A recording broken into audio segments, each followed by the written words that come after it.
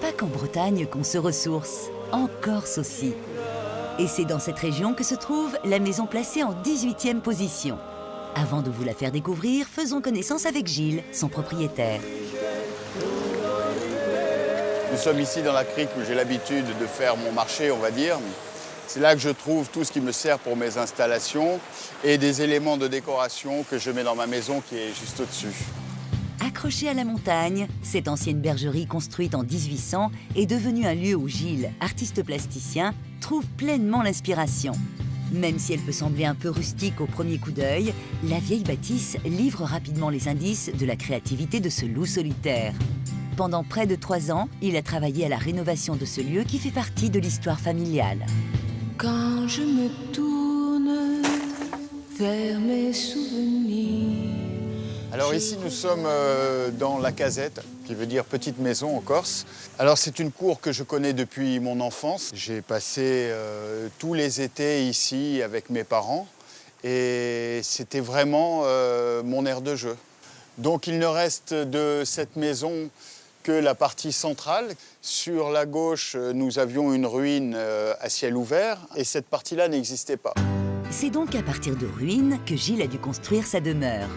Sur la partie entièrement rajoutée, il a habillé le bas de la structure en parpaing en y plaquant des pierres récupérées sur place ou sur des chantiers voisins. L'idée de base, c'était de préserver tout ce qui pouvait l'être, de garder l'aspect, on va dire, rustique qui est amené par les pierres, par les linteaux en olivier, et de préserver l'âme du lieu qui me plaisait.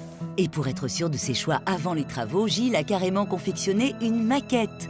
Un travail d'artiste impressionnant et bien utile. Alors on y voit toutes les étapes de recherche de teinte de la maison. Donc au début, la maquette est brute. Et ensuite, je fais des essais à la fois de couleurs de volets, de façade.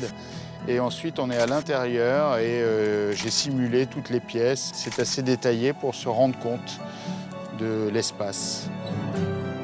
Ainsi préparé, il a pu valider ses choix en ne laissant rien au hasard. Comme par exemple de conserver les murs intérieurs encore couverts de lichen et y associer un sol en béton lissé plus moderne qu'il a voulu de la même couleur. Mais la vraie particularité de cette maison, c'est la décoration. En bois flotté ou en plastique, dans le salon ou dans les chambres, les objets qui sortent de l'atelier de notre expert en détournement retrouvent une âme. Des petites astuces décoratives faciles à reproduire et qui ne lui ont pas coûté un sou. Alors nous sommes dans la salle de bain où les objets que je récupère sur la plage me servent de décoration, comme ces appâts de pêcheurs qui redeviennent un banc de poissons. Là, ce sont les flotteurs de filets de pêcheurs qui se transforment en rideaux.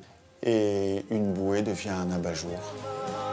Une déco atypique dans ce coin de Corse. Avec le temps, les amis de Gilles ont appris à s'y faire. Il y a un cachet, il y a quelque chose quand même. C'est Gilles, on pouvait pas être autrement cette maison, de toute façon. Le père Gilles se servait de cette ruine pour un peu comme un petit garage, stockage et tout. Il a réussi à faire évoluer ça tout en gardant le charme local. Hein. Car malgré toutes ces excentricités, cette casetta est avant tout une maison où il fait bon vivre entre amis.